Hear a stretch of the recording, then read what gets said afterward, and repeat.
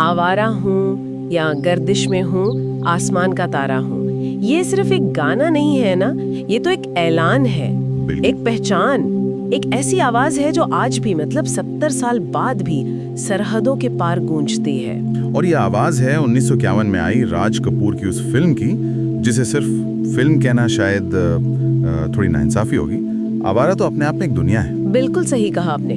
और आज हमारे पास जो ये ढेरों लेख हैं, पुराने इंटरव्यूज हैं, उनके जरिए हम उसी दुनिया की एक गहरी पड़ताल करने वाले हैं। हमारा मकसद सिर्फ कहानी दोहराना नहीं है, बल्कि ये समझना है कि उस 26 साल के नौजवान राज कपूर के जहन में आखिर चल क्या रहा था। बिल्कुल, जिसने आजाद भारत को इतना बड़ा सपना देखने की हिम्मत दी। हाँ, हम बात करेंगे उस एक सवाल की जो फिल्म की रूह है कि इंसान पैदाइश से बनता है या हालात से। सही।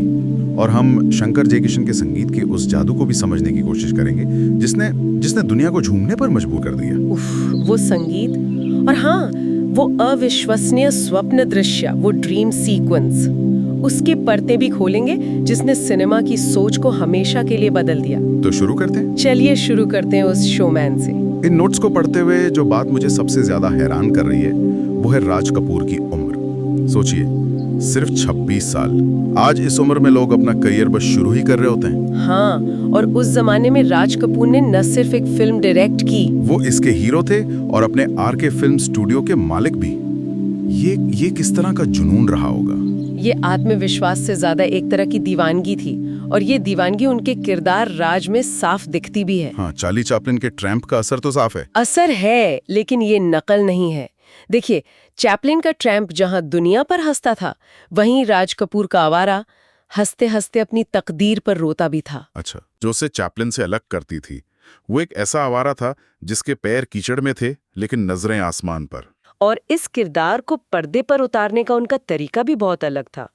हमारे सूत्रों में इस बात का जिक्र बार बार आता है कि वो पश्चिमी सिनेमा से कितने प्रभावित थे, खासकर अमेरिकी डायरेक्टर ऑर्सन वेल्स से। हाँ, उन्होंने अपनी फिल्म में जो गहरी परछाई वाली लाइटिंग इस्तेमाल की। और ये समझना जरूरी है कि उस दौर की ज्यादातर हिंदी फिल्में एकदम सपाट रोशनी में शूट होती थी। मतलब हर कोना रोशन होता था। सही। राज कपूर ने परछाइयों का इस्तेमाल करके एक मूड, एक रहस्य और एक मनोवैज्ञानिक गहराई पैदा की, जो दर्शकों के लिए बिल्कुल नया अनुभव था। मतलब वो परछाइयां सिर्फ अंधेरा नहीं थी। नहीं, वो किरदार के मन का अंधेरा थी, समाज की कड़वी सच्चाइयों का प्रतीक थी। ये बहुत दिलचस्प बात है। यानी टेक्निक का इस्तेमाल सिर्फ दिखाने के लिए नहीं, बल्कि महसूस कराने के लिए किया गया। इन नोट्स में एक और बात है जिसने मुझे चौंकाया। हम सब जानते हैं कि पृथ्वीराज कपूर और राज कपूर ने बाप बेटे का किरदार निभाया। हाँ। पर यह भी लिखा है कि राज के बचपन का रोल उनके छोटे भाई शशि कपूर ने किया था। और कपूर परिवार की इन 3 पीढ़ियों का एक ही फिल्म में होना इसे सिर्फ एक कास्टिंग का फैसला नहीं रहने देता। अच्छा, कैसे? ये फिल्म के केंद्रीय विचार को, उसकी आत्मा को और भी ज्यादा असरदार बना देता है ना। जब असली बाप बेटा पर्दे पर उस बहस को जीतते हैं कि औलाद की पहचान खानदान से होती है या परवरिश से, तो वो सिर्फ एक्टिंग नहीं रह जाती। बिल्कुल, उसमें एक अजीब सी सच्चाई आ जाती है। और यहीं से हम फिल्म की कहानी और उसके सबसे बड़े सवाल पर आते हैं।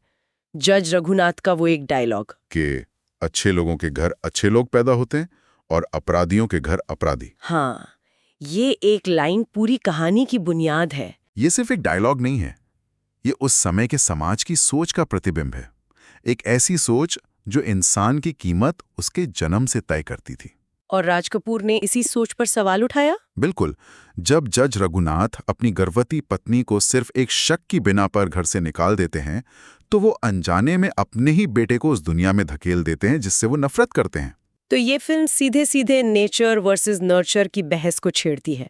लेकिन क्या उस दौर के आम दर्शक ने इस गहरे फिलोसॉफिकल सवाल को उस तरह समझा होगा? ये बहुत अच्छा सवाल है। या वो इसे सिर्फ एक अमीर बाप और गरीब बेटे की भावनात्मक कहानी के तौर पर देख रहे थे? मुझे लगता है यही राज कपूर का कमाल था। उन्होंने इस भारी भरकम विषय को एक बहुत ही सरल और भावनात्मक कहानी में पिरो दिया, मेलोड्रामा का इस्तेमाल करके। हाँ, उन्होंने मेलोड्रामा का इस्तेमाल किया, लेकिन उनका मेलोड्रामा सस्ता नहीं था। वो दर्शकों को रुलाता था, लेकिन साथ साथ सोचने पे भी मजबूर करता था। और वो दौर भी तो ऐसा था, आजादी के बाद का भारत। बिल्कुल, शहरों में उम्मीदें भी थीं और गहरी निराशा भी। अमीर गरीब की खाई बढ़ रही थी। आवारा उस नए भारत की धड़कन थी। राज का किरदार उस हर नौजवान की आवाज बन गया जो सिस्टम से लड़ रहा था, अपनी पहचान तलाश रहा था। और इस पूरी भावनात्मक कहानी को जो चीज एक साथ बांध कर रखती है वो है इसका संगीत। शंकर जयकिशन, आहा, ये नाम सुनते ही एक पूरी दुनिया आंखों के सामने आ जाती है। और ये भी लिखा है कि फिल्म रिलीज होने से पहले ही इसके गाने सुपरहिट हो चुके थे। हाँ, जो उस जमाने में एक बहुत बहुत बड़ी बात थी। उस दौर में म्यूजिक डायरेक्टर का कद डायरेक्टर के बराबर माना जाता था। अच्छा।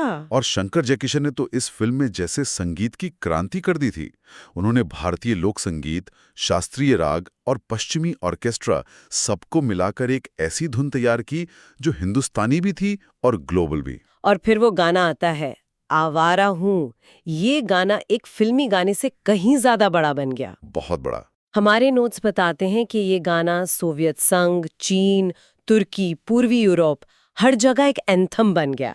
हाँ, कहते हैं कि चीन के चेयरमैन माओ का भी ये पसंदीदा गाना था। ये अविश्वसनीय है, कैसे एक हिंदी फिल्म का गाना दुनिया के इतने अलग अलग कोनों में लोगों से जुड़ गया। क्योंकि उस गाने में एक यूनिवर्सल अपील थी, और उस अपील की वजह थे मुकेश। मुकेश की आवाज। मुकेश की आवाज राज कपूर के किरदार की आत्मा थी।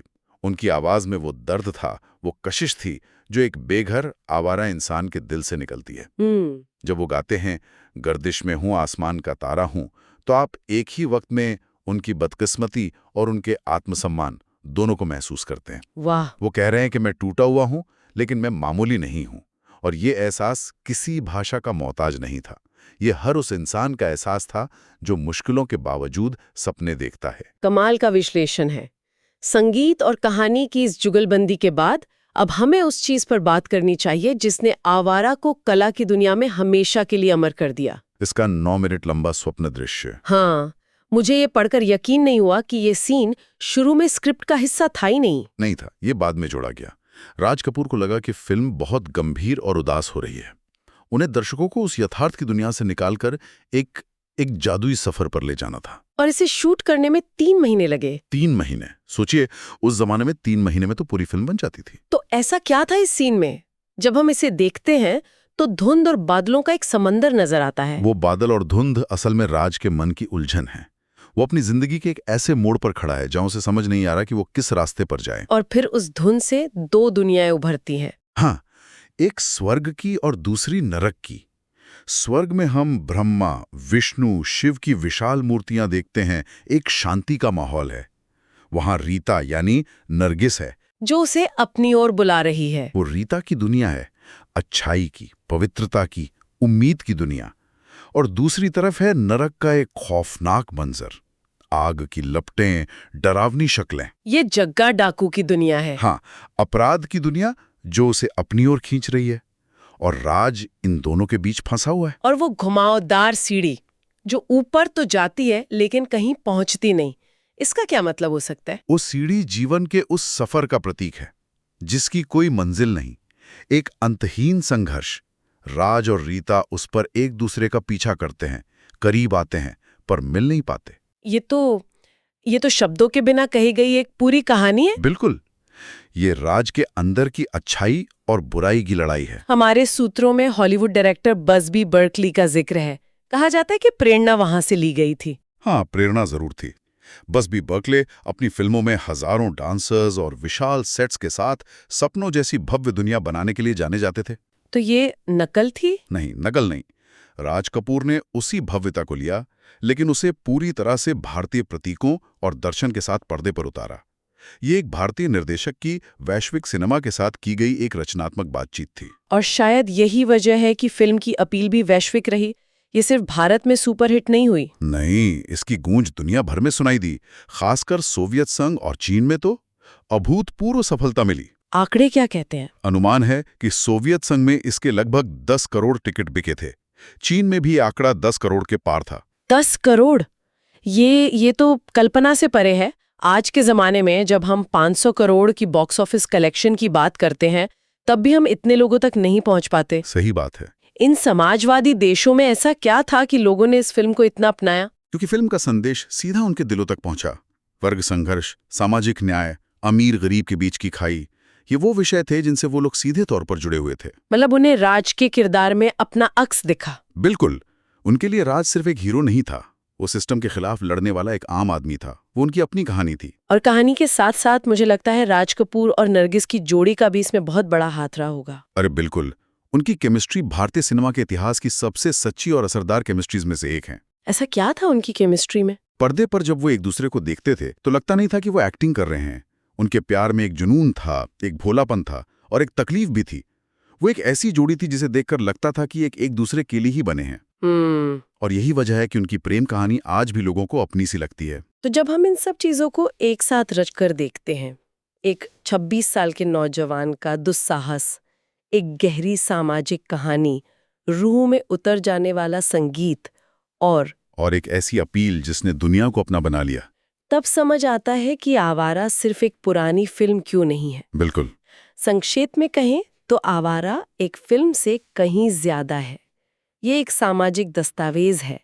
ये आज़ाद भारत की आशाओं, उसके डर और न्याय की उसकी कभी न खत्म होने वाली तलाश को दर्शाने वाली एक भावनात्मक और कलात्मक कृति है। और राज कपूर ने ये साबित कर दिया। हाँ, उन्होंने ये दिखाया कि सिनेमा सिर्फ मनोरंजन का जरिया नहीं, बल्कि समाज से बात करने का, उससे सवाल पूछने का एक बहुत ताकतवर माध्यम भी हो सकता है। और आज की इस गहरी पड़ताल को हम एक सवाल के साथ खत्म करना चाहेंगे। जरूर। एक ऐसा सवाल जिस पर हमारे सुनने वाले भी सोच सकते हैं। आवारा ने जो बहस छिड़ी थी कि इंसान की पहचान उसके जन्म से होती है या उसके हालात से, क्या वो बहस आज के समाज में भी उतनी ही मायने रखती है? बहुत मौजूद सवाल है। और आज का सिनेमा उस सवाल को किस तरह से देख रहा है या शायद देखने से कतरा रहा है?